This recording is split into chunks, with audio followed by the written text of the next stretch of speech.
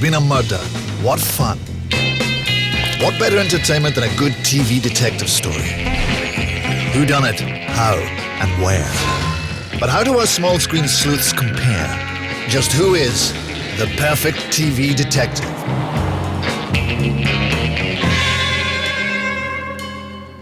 Put simply, a detective is someone who solves crime. Exactly. What body? Who's been murdered? I have to say, I haven't the faintest idea. But 50 years of television have revealed more than a few variations on the theme.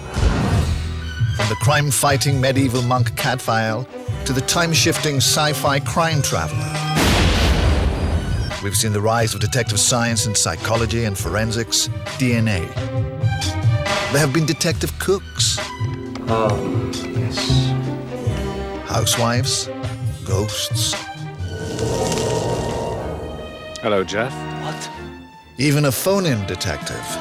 Yes, our very own private eye. Shoestrings, the name. You need to look at the landscape of detectives that already exist. We've got a huge surplus of TV detectives, and look at perhaps that one last pigeonhole that hasn't been filled. Perhaps he could be a butcher who's a detective. You know, perhaps he could be a cobbler who's a detective. Perhaps he could be a detective with Tourette's. I don't know. But think of something that hasn't been done already. That's not easy. But wait.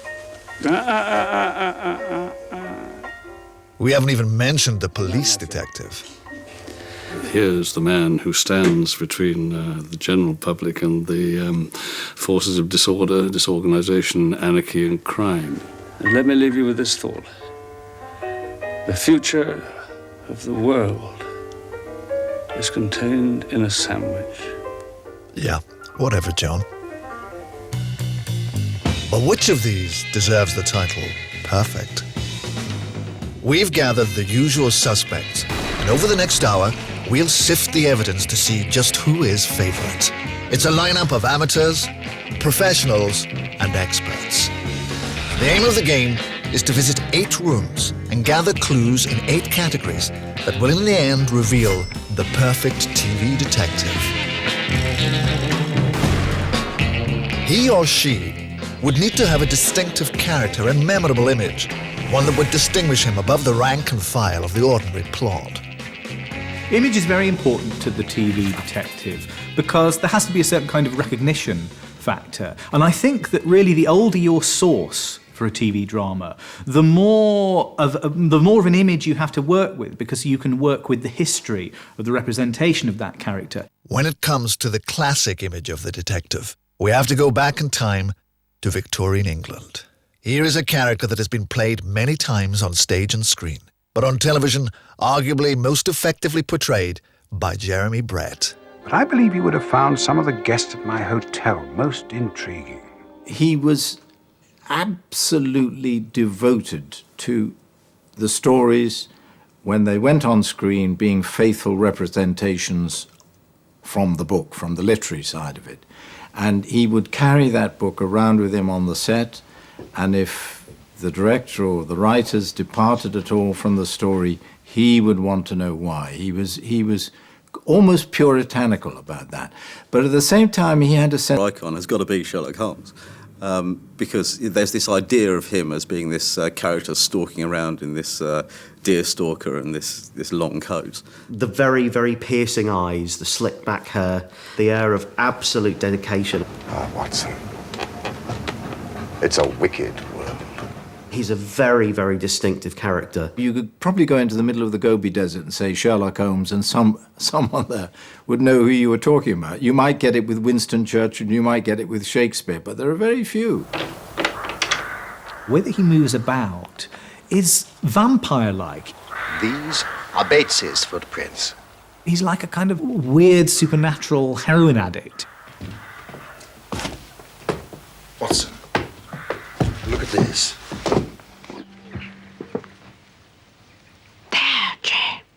Another detective character who's been played by many is Agatha Christie's Miss Marple. On film, it was Margaret Rutherford who claimed the classic image, but on TV, it is Joan Hickson's portrayal of the meddling busybody that is most memorable. Miss Marple is a character I think you could probably recognise in silhouette. Good morning, Inspector. She's got the little hat, handbag that she clutches.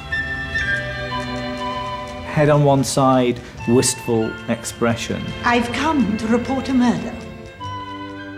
She can just sit in the background of scenes and overhear all different clues that are being given to her, mainly because no one in their right mind would expect a lovely little old lady with knitted cardigans to be one of the sharpest minds on the planet. Good morning. There's something kind of avian about her. She has a way of sort of whistling slightly to herself as she speaks, a way of thinking about things. It's a mystery. Then we all are, aren't we? Even to ourselves. She's terribly, terribly delicate. And that's the source of her power. She's a total wolf in sheep's clothing, and literally a wolf in knitted sheep's clothing. But more often than not, the image of the TV detective isn't flamboyant like Holmes. March! Or prim or knitted like Marple. Oh dear, oh dear. In fact, the most successful TV detectives are a bit scruffy, downtrodden, or world-weary even. Right. Exemplified by classic American Dick Columbo. Closer to home, we had our own version.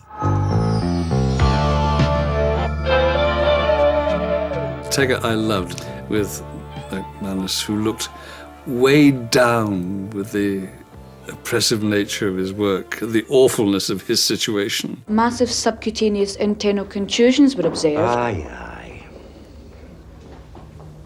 There was no possibility of his long survival. Come to think of it, looked at him. There's been another murder. Are you treating this as murder, Mr. Taggart? We're treating it as suspicious death. How did she die? Now, you know I can't tell you that yet. Very few TV detectives do tend to be flash, actually. If anything, it's the complete reversal of it. Yeah, fine.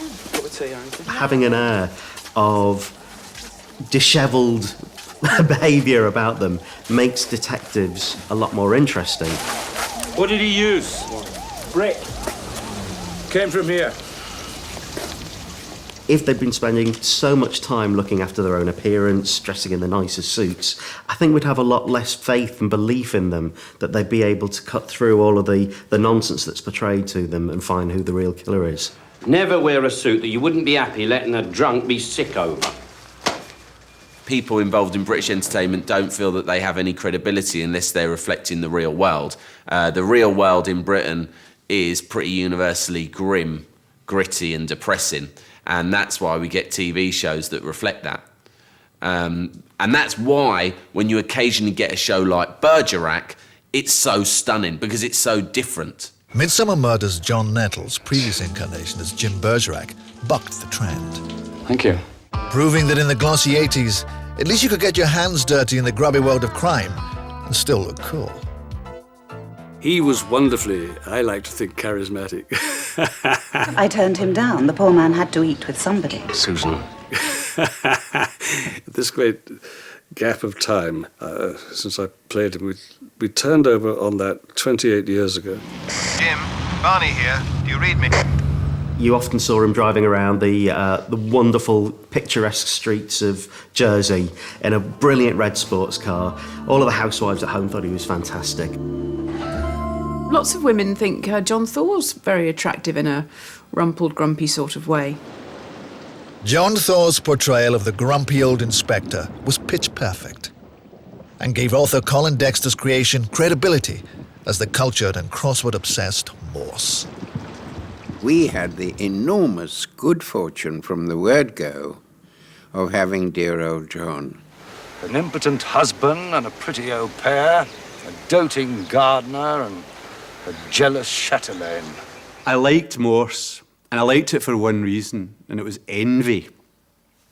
The Jag drives up, stops, door opens, Morse gets out. Camera pans, walking right the way up the path. Taggart and what chance. They had an hour-long programme in 2 hours. It was a joy to watch. What the? Full marks for image and style, but the road holding could be better. Question: does a detective need an accomplice? Why do so many have an often useless sidekick? Most of the process of working out a case goes on in a detective's mind, which is fine when you're writing it as a novel, but when you're doing it televisually, you need someone to serve as a sounding board so that lead detective can verbalise his thought process and reveal to his sidekick, and by extension the entire audience, just how intelligent and brilliant he's being. I think it's basic detective work where the main detective is so clever that the sidekicks, what is it, sir? So, so that he can look to be the intelligent one. And that stems right back from Conan Doyle as well. What do you say, Holmes? What can I say? Major Murphy, you have told me nothing! Watson, I think, an admirable man, and one that you often encounter in Shakespeare plays. He's the sort of stalwart friend. I begin to see dimly what you're driving at. Watson, in the Doyle stories, is there to transcribe Sherlock Holmes's cases and actually present them to us. He's not a character who does very much as such. He will go to places with Sherlock Holmes and follow him around, but he's not making any logical leaps himself. He's there to observe things on Sherlock Holmes' behalf every now and again, but he's not there to actually help Sherlock. He's not his assistant. He's there to actually, and I think Holmes has him along, to actually write down the myth of Sherlock Holmes. He's there to be his blog, basically.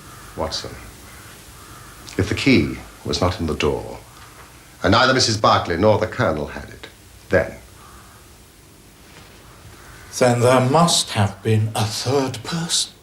His observation of Holmes' mannerisms, and sometimes his intolerance of them, and of the peculiarities and foibles of the people who come as clients to 221 Baker Street, that all needs acute observation. So that again is against the idea of him being just a silly old fool. Elementary, my dear Holmes. Modern sidekicks should be hard-working. Frost goes through partners like a Taggart script goes through stabbings. Did you study electronics at university? No, sir. Geography, actually. Really? Well, that's very handy, because you'll be able to find your way to the canteen and get me a bacon and egg sandwich. Chop, chop. The more unlikely the partnership, the better. Hard-living Taggart's right-hand man was Jardine, a born-again Christian. By the way, what is that? Mineral water. And nuts. What are you planning to do, hibernate? I don't drink. But the classic modern sidekick is Inspector Morse's long-suffering sergeant. Oh, Lewis. There are two crucial roles for any sidekick, and one is to re-emphasise and underline the key character traits of the lead detective. So Morse and Lewis are a great example of that, whereas Morse is quite posh, quite snobby, always a bachelor. Lewis is working class, hard-working, family man, and you get that constant clash where Morse is constantly belittling and patronising and taking the mickey out of Lewis. Oh, I like that. It was good. Who was it? That, Lewis, was Maria Callas. Was it from Cats? No, it most certainly was not. The wife wants to go to Cats. Don't know why. She's allergic to them. And Lewis kind of takes it on the chin because ultimately he's loyal to his boss and he respects him.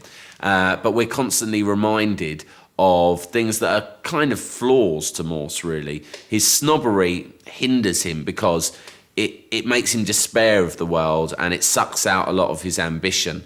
Whereas Lewis is a lot more happy-go-lucky and is able to just, roll through life. And you always suspect that ultimately Lewis will end up being the more successful policeman, career-wise, in the long term. Indeed, when Morse died, Lewis got a pay rise and got a cool sidekick of his own. The Morse team were following in the footsteps of the Taggart producers, who had successfully promoted their sidekick following the loss of their real-life star. I was brought into the sidekick role a good 8 years before Mark died. And at the end, it was quite a difficult job. It was certainly harder than it was at the start. But it was brilliant training for me. I mean, it was really thinking on your feet. And when Mark died, I thought that would be it.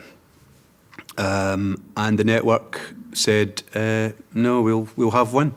We all wanted the series to go on, and it was a little bit risky to continue calling it Taggart, and a few people, well, more than a few people said, how can you go on calling it Taggart? And then after about 3, 4, 5, 6 shows, people stopped asking that, and the name Taggart kind of became a trademark. That was 14 years ago. Since then, Jardine has also been retired. Whoa! And the Taggart brand plays it safe by having a team of detectives and sidekicks. The way it was in Taggart is that they try to focus a story on one of the characters. So the rest of us become sidekicks for that character. What now? Get a warrant, Jackie. Take his house, office, car apart. Clothes, debris, dandruff, the lot. He's at it. I can feel it in my water. You check his alibi, Verona Campbell. Maybe I should go, sir. She can be a wee bit sensitive. Oh dear. We'd better no upset her, eh? You go to Kovac's house, he interviews Campbell. Got it? Another common TV detective quality is the maverick status. This is usually achieved by being in some way an outsider, an amateur sleuth, assisting the police in their inquiries, or being a professional DCI with an attitude problem. And the best way to be an outsider is to be working literally outside the system. Some of the best TV detectives don't have any official status at all. So who is the original bad boy outsider? Yet again, we have to delve into the casebook of Sherlock Holmes. Every TV detective has nicked stuff from Sherlock Holmes. You know, for example, Boyd in Waking the Dead. Speak to me, communicate, for God's sake, in words! Boyd. He has an impatience with the world. I am not retained by the police to supply their deficiencies. It's a very different breed when you have an amateur detective that gets called in to work alongside the police or to do investigating on their own, because they aren't career detectives. Would anyone think that 24 hours ago a perfectly strange young girl was found dead in our library? And now here I am with you, tracking down suspects at a 5-star seaside hotel. I think in this country, people admire the amateur. I think they like the person who, through their own interest and their own self-education and their own wits, and they like the fact that the police are always one step behind. Oh, no. What she couldn't live with was the fact that she was the murderer. She killed her husband, you know. So you've got the private investigators, your Sherlock Holmeses, your Miss Marples, who come into, muscle in sometimes, or are first there on the scene of a police investigation.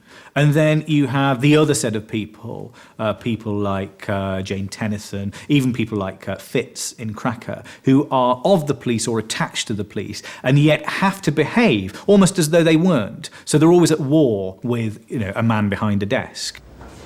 So get yourself down there, matey, and give him hell. Give him hell. Yes, sir. Very often, police detectives are outlaws themselves or mavericks themselves. They're not liked by anybody in the department, and they're always slightly out on a limb all the time. And the maverick detective's brushes with authority often leads to one of TV's most celebrated and overused scenarios. I'm taking you off the case. It's like the classic boss scene, isn't it? You've got the boss who's telling you must not do this, and then the renegade policeman goes off and does it anyway. The circumstances, I am bringing in DCI Hickok. Sir, you cannot replace me. Not now, not at this stage of the investigation. What stage? You've got nothing. That also gives you a bit of momentum for the story. You've got to solve the case within a strict time period. It's against the clock. It's the same mechanism that makes quiz shows work, but it's in a dramatic setting. And I think it's something that gives the audience a kind of comfortable pleasure, because it puts that distance between your hero or heroine and this rather faceless organisation that they have to be part of. No matter how good they are, we have to have someone to sort of poo on them from a great height, because we need that. We need our detectives to have something to kick against. Well, I can't cover for you. I'm declaring you unfit for duty as of now. You know, it's a great notion, the Maverick Cop, and it leads to all sorts of dramatic encounters. But in real life, I honest to God don't think that you can be that. You know, you certainly can come up against your superiors and you can have battles with them. But, you know, I think it is really fiction. I mean, the point is, you're unorthodox. I mean, look at you. Was that the good or the bad news? We're giving Bell the job. Morse is also an outsider, but for different reasons. I don't have to convince you of anything. I think the thing people miss about the character of Morse is his vulnerability. You know, that things do hurt. But he's perfectly happy to be on his own. I think he'd rather be listening to Wagner than almost anything in life. Morse, in comparison to other detectives, is very much about sort of leaps of logic. I mean, you see a lot of TV detectives, it's the maverick detective, it's the stock cliche. And Morse does have those elements to him. But with Morse, it's because he believes he's right. More than anybody else. He's not rebelling for the sake of rebelling. He's rebelling because he's, he believes it's the right way to approach the case. But you have evidence, Morse. The diving gear, the tape, a damn confession. I have everything but the truth. But to be a truly maverick TV detective nowadays, you have to rebel against rebelling. Former maverick Bergerac becomes ultra-normal Barnaby from Midsummer Murders. Barnaby, I deliberately didn't add anything to Barnaby because I wanted to see how far I could run with a straight guy who wears suits and a tie. He used to wear three-piece suits, who drives a family saloon and has, as I say, a non-dysfunctional family life and is perfectly happy with his job and the way the world is. I thought you said you were supposed to be an example to others. I am. Well, what sort of example is there? Come on, put it down.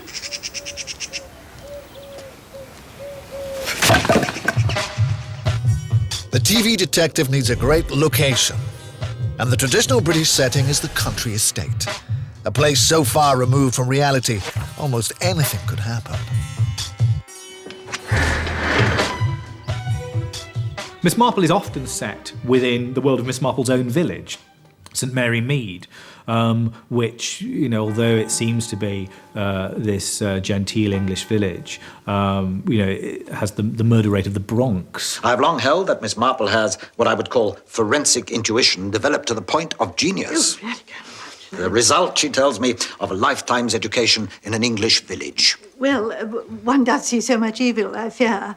There's a sort of fun that we have with that, but that's also plugs into, I think, quite a deep and strong tradition within British fiction, that really the worst things are to be found, not in the more obviously violent or deprived areas of our cities, but within that kind of genteel middle-class society. My dear Vicar, you look quite frightened. It's not a place, it's a time, and it's an attitude. And a lot of detective fans love that.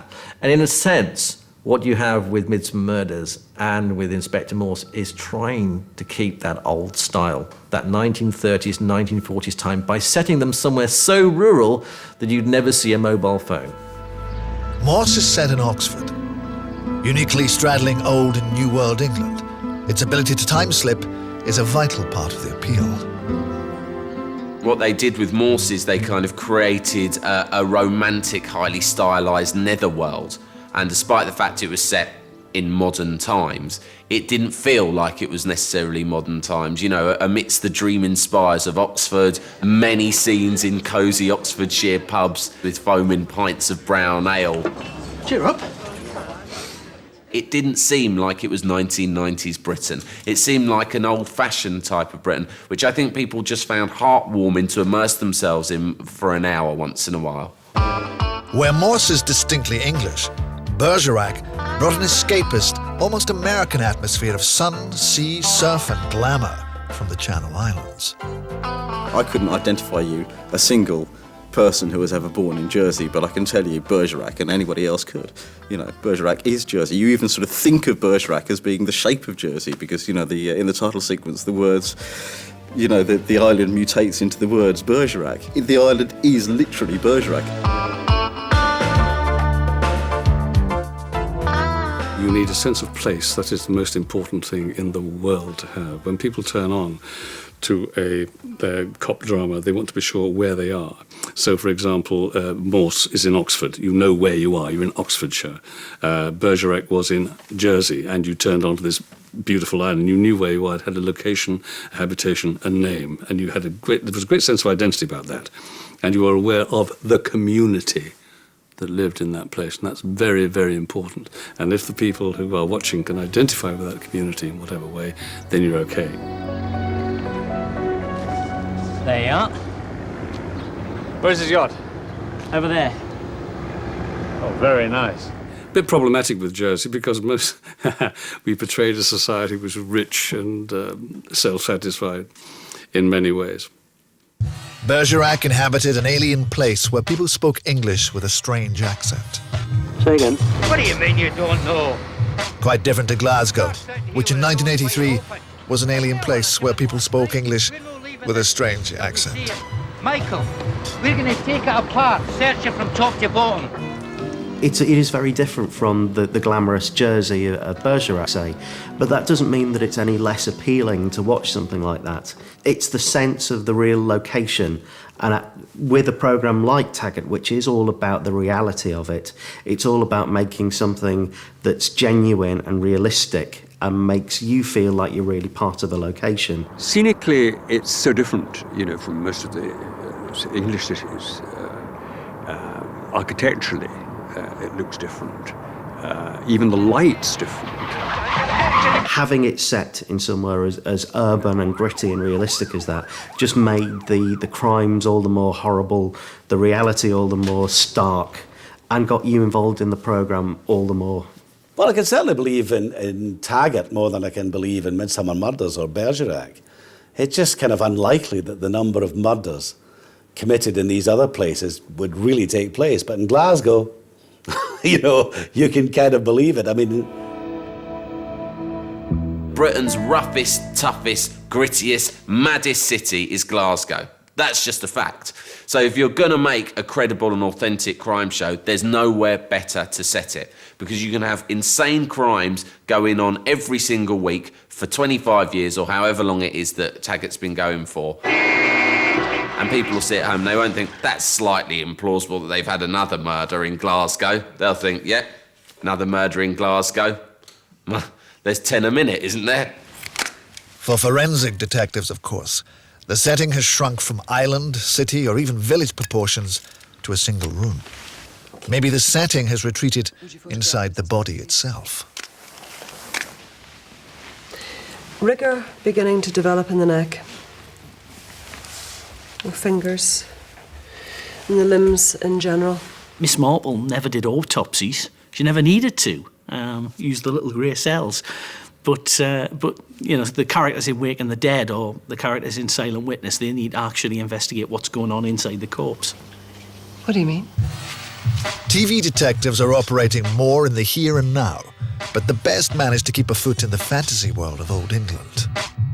And a good TV detective will be doggedly determined with a maverick streak, able to penetrate the clutter of detail that fogs less able minds.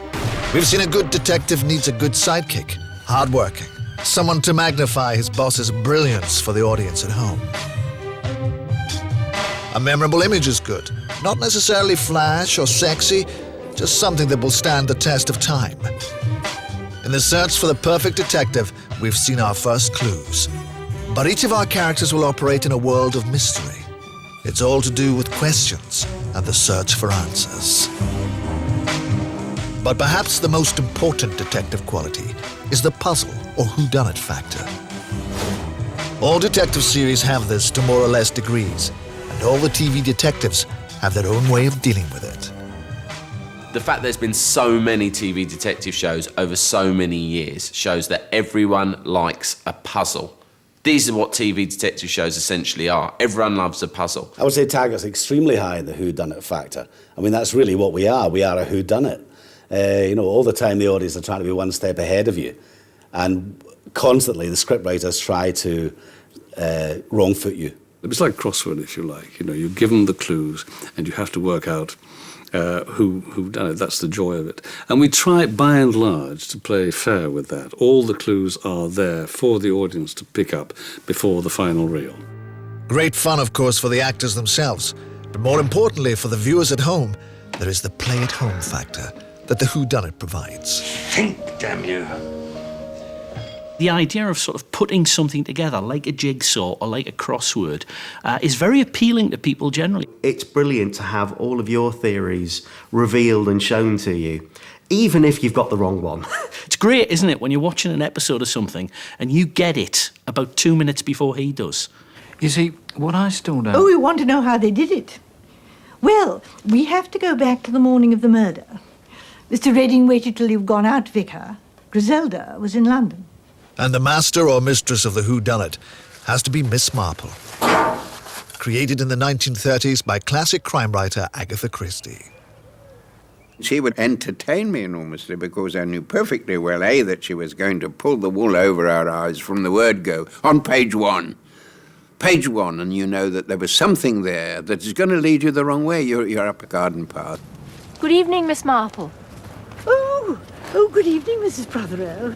She knew her culture very well. These are not just pieces being pushed around on a board. She wrote about them because she thought that those people embodied certain things about English society, and sometimes the nastiness, the concealed nastiness of what seems to be an ordinary rural or suburban or respectable world. At precisely 6:30, Mr. Redding switched on the tape recorder, and the final touch to this masterpiece of confusion was applied. But murder puzzles need not centre around whodunit. There are other factors involved, such as when, how, why. Why? What are the motives? What drives somebody, to suddenly be sitting there and take a knife out of his pocket and stick it into the person sitting next to him? That sort of thing has never interested me particularly. Or the procedural one, the howdunit. There's something in these abrasions. Could be gravel. I need to take a sample, please. Where they spend half their chapters, in the forensic laboratory putting little bits of the skull together. I mean, I know absolutely nothing about that. The newer kind of TV drama is less interested in the whodunit. Cracker is a series that's much less interested in, fingering Colonel Mustard, as it were, and identifying who did it, than in the psychology of Colonel Mustard. I cried. Did you cry? I cried. Fitz can work out who did it, and how was it done is usually blindingly obvious, but it's the why. And you are invited to feel a certain kind of sympathy for the devil, and it's never quite clear whether, when Fitz is bullying someone, in the interview room into psychological submission. I wet buckets for all the victims and all the families of the victims.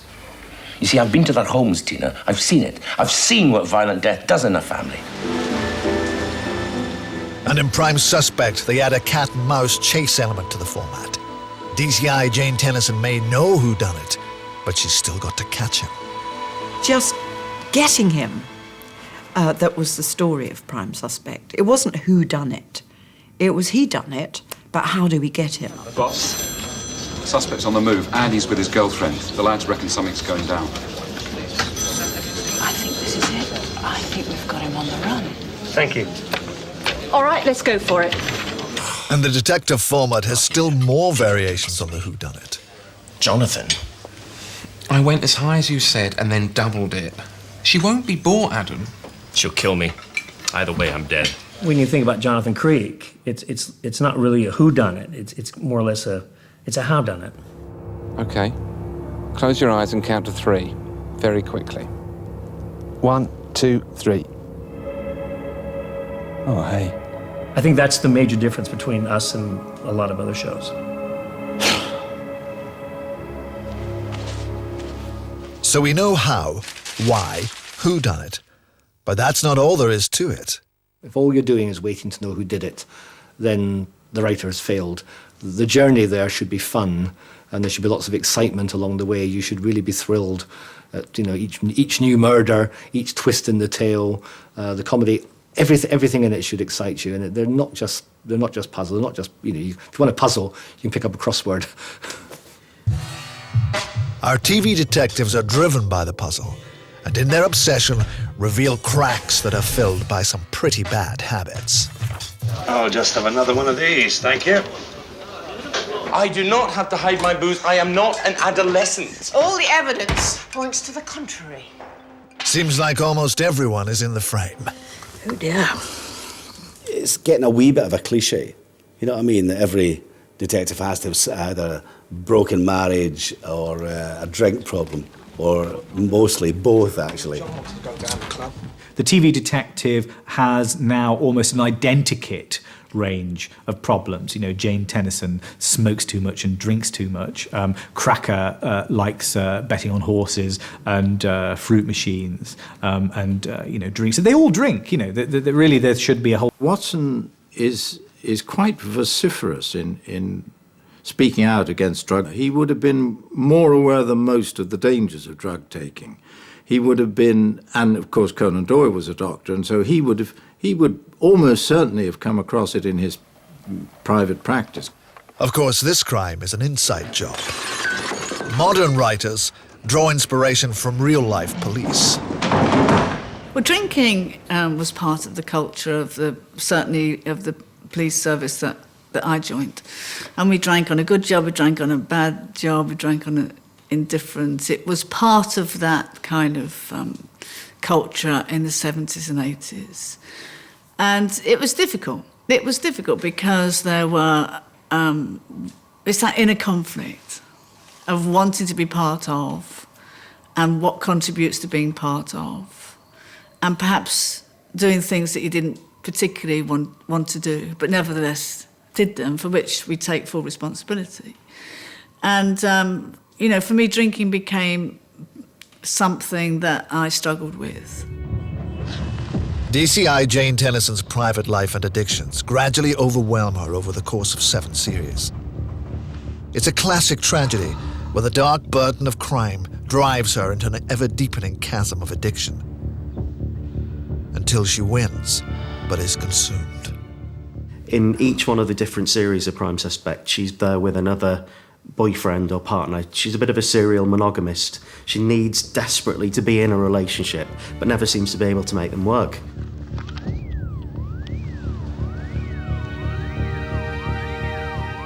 At the same time, as the show goes on over the years, she becomes more and more dependent on alcohol.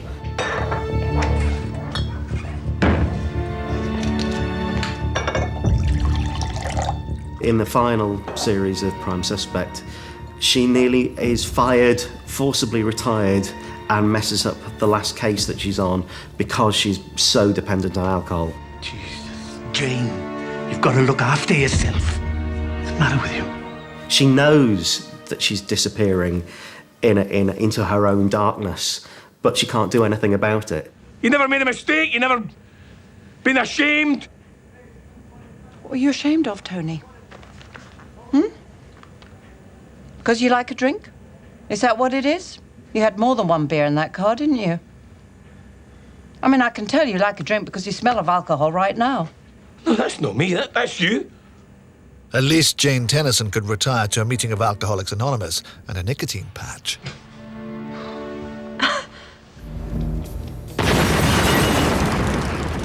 One TV detective who carries so many addictions and personal complications, the body of a normal man would buckle.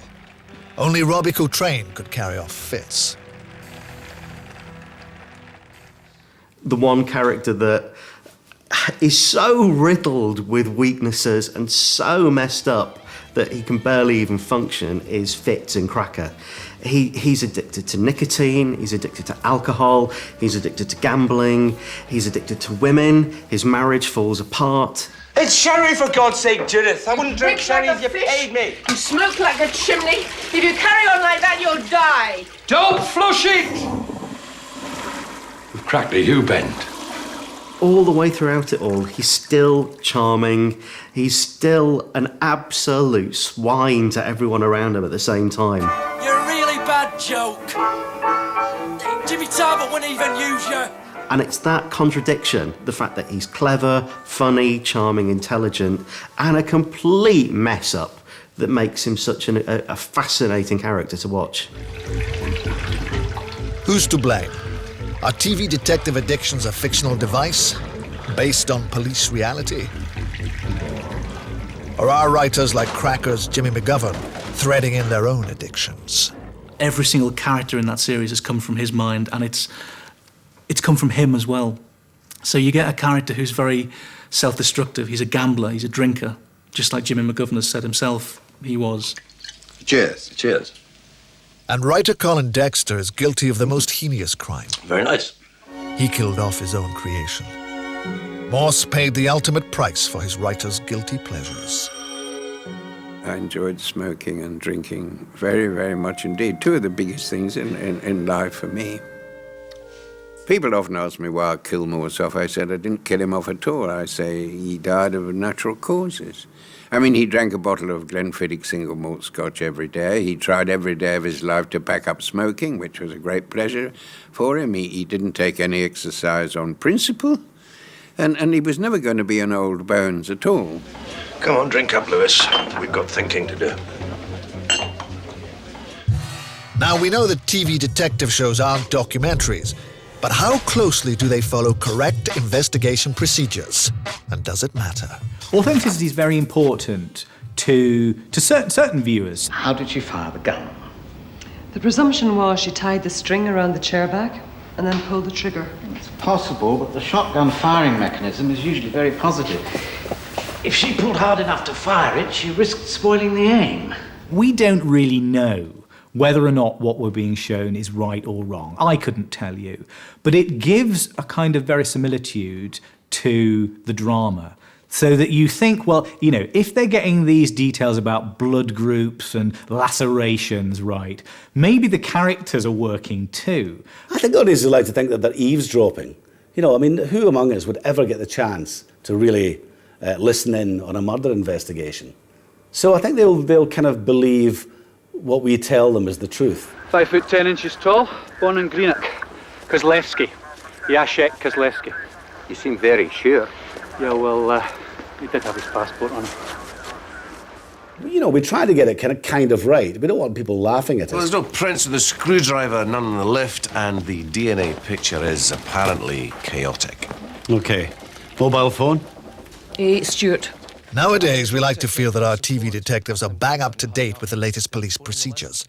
And modern writers love to take us through every bit of forensic detail, because the more jargon we hear, the better the show. Spiffing. A programme like Silent Witness, where it is absolutely about following all of the latest scientific techniques. 2 centimetre abrasion on the right forehead. Can you give me a photograph here, please? If any of those techniques were proven to be wrong, or if you could see through them that the science was completely nonsense, that would take you out of your belief in Sam and all of her supporting characters. I'd hate to assume anything until I've had time to go back to the scene of the crime and needlessly talk to the family and put their lives and mine at risk. Yeah, well, we can't let you do that, Miss Burton, because that's what we refer to as police work. Morse, Taggart too, and Barnaby walk straight onto the crime scene. Not a CSI in sight. Trample all over the place with big brown boots. Handle evidence without any gloves. Every rule in the book is broken. Excuse me, would you be careful not to contaminate the locus? We've not had it checked over yet. I think particularly with the arrival of Prime Suspect, detective drama took on a completely different shape. Detective Sergeant Eastle, DCI Tennyson. Has the pathologist got here yet? On his way. Probably certainly an element of following on from the success of Silence of the Lambs that had come out the year before. It's sort of looking at truly unpleasant crimes and investigating them. As you can see, we have wrongly identified the victim. It flaunts its authenticity. You know, here we are in these grubby offices. This is the world of the police. And this is one of the first shows, I think, in which were shown crime scenes and autopsies in that unflinching detail. And this is because it's quality television. You know, this isn't a series that we're bashing out an episode of a week. This isn't Z-Cars. This striving for authenticity means that as well as forensic post-mortems becoming an integral part of the detection process, shall I open it? Psychological profiling has proven to be another rich vein for detective drama. I reckon you're a coward, see?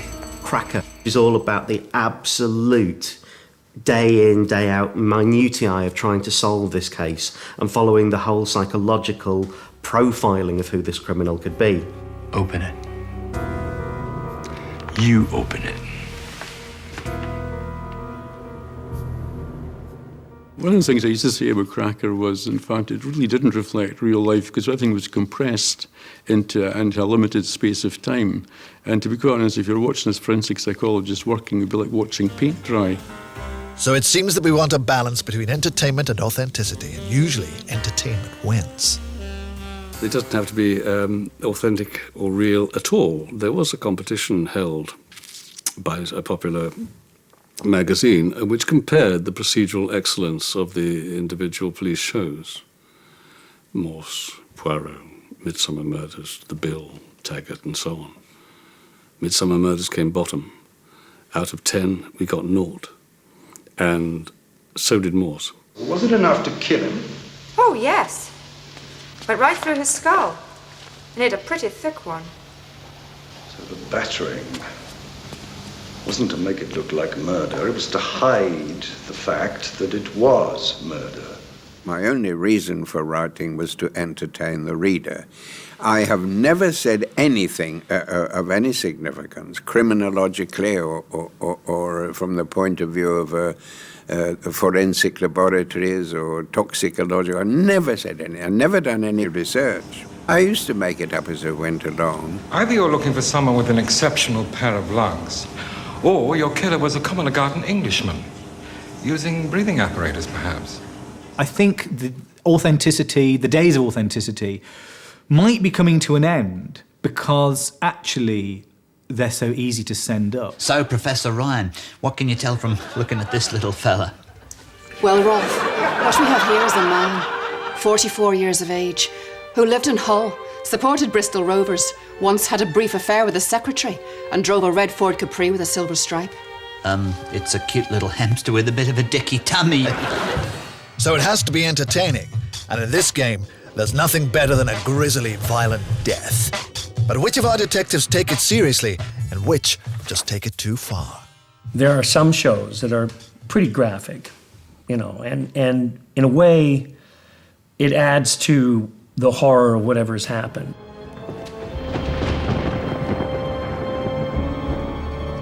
In Jonathan Creek, it's done almost in a comic way.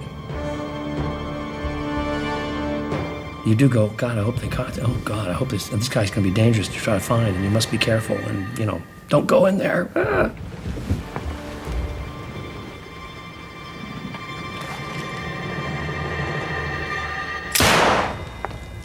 Miss Marple's stories are far from graphic.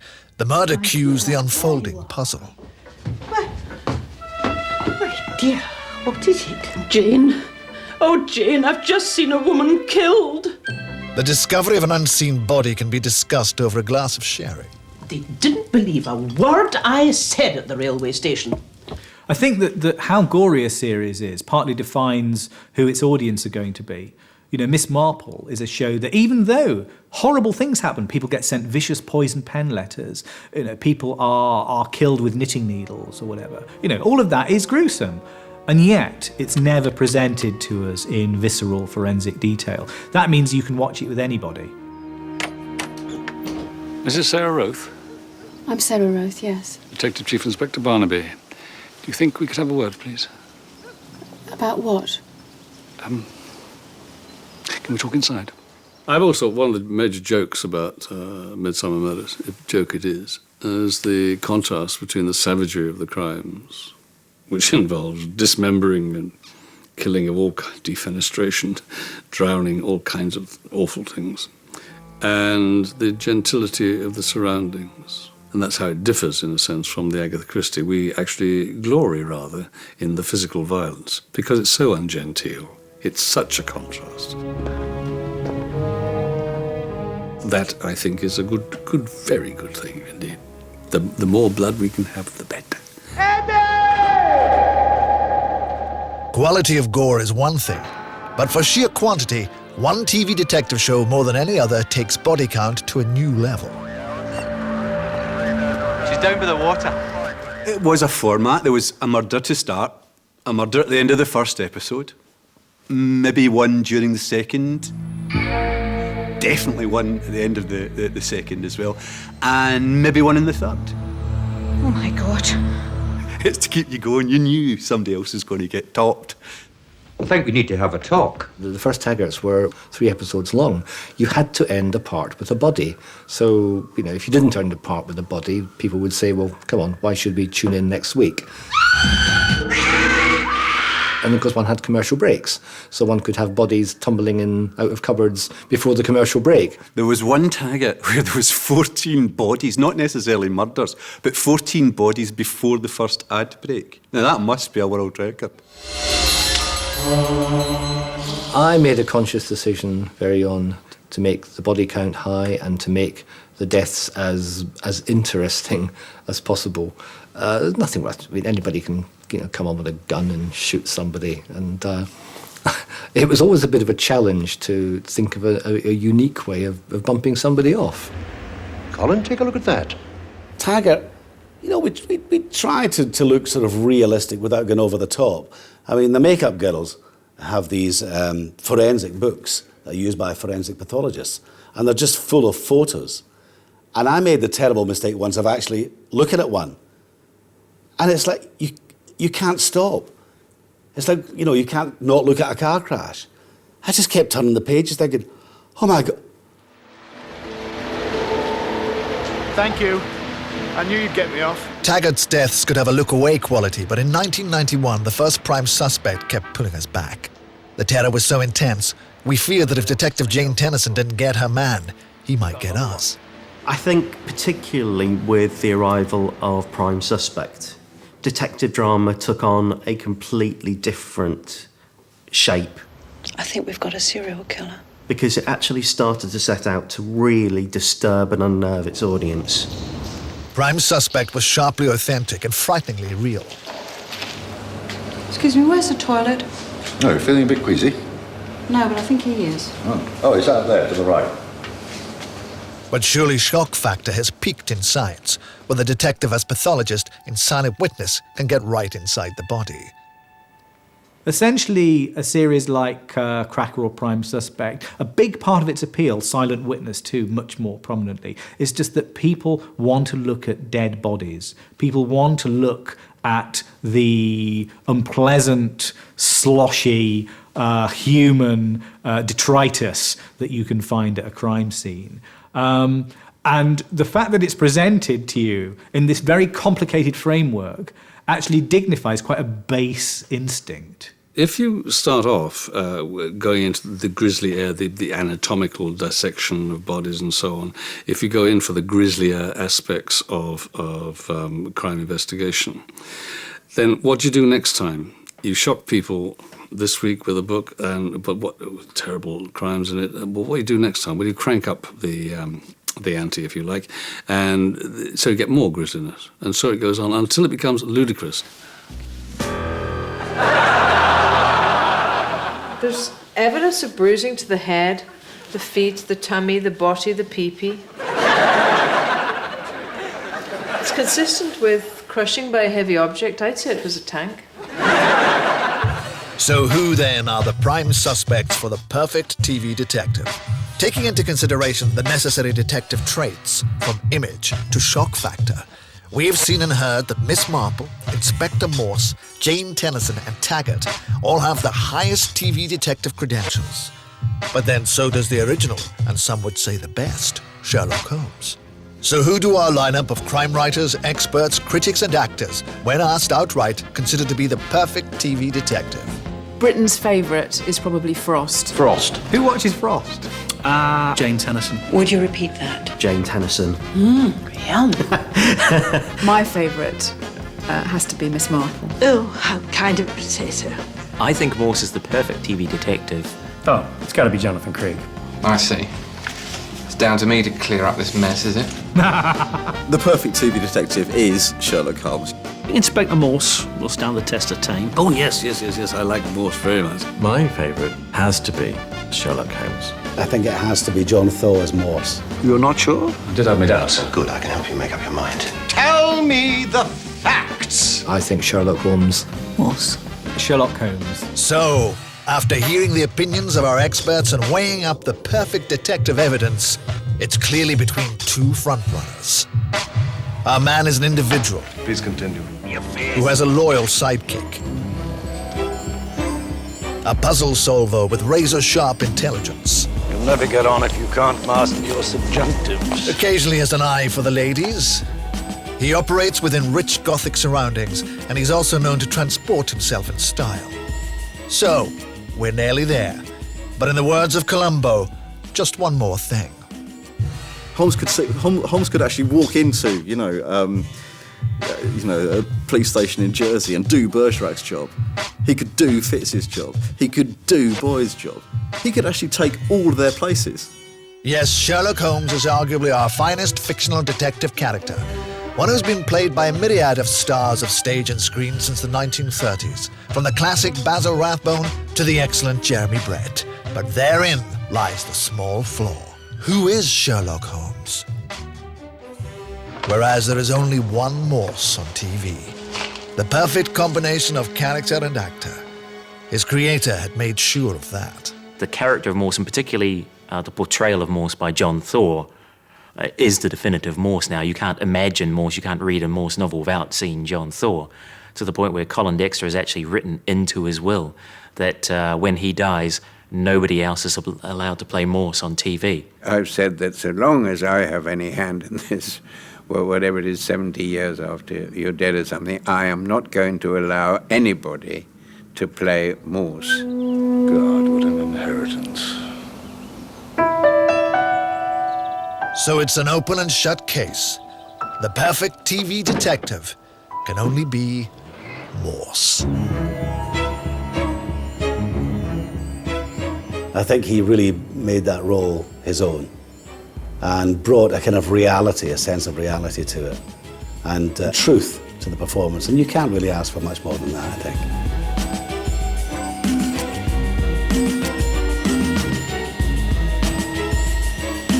Next on BBC2, debutantes in danger and only one man can save them. Rupert Everett stars as Sherlock Holmes next. Then who's the best? Everett, Rathbone, Brett and Cushing, the suspects, for a study in Sherlock at 10:40.